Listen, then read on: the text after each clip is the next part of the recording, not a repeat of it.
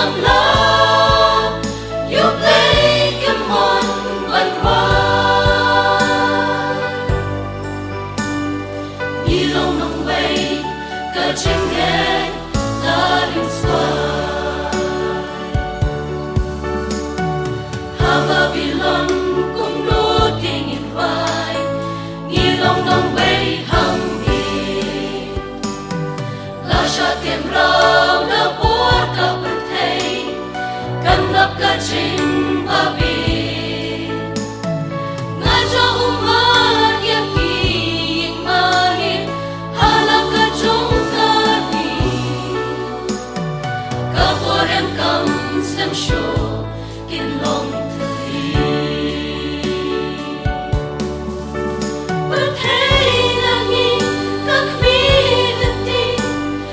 khu vô trong cuộc đời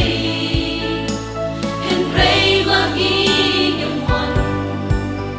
và lấy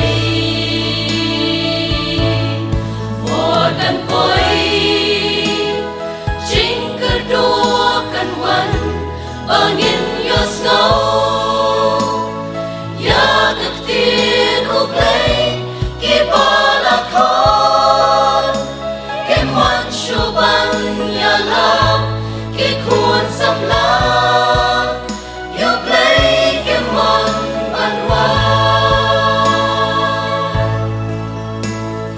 như lòng nồng bay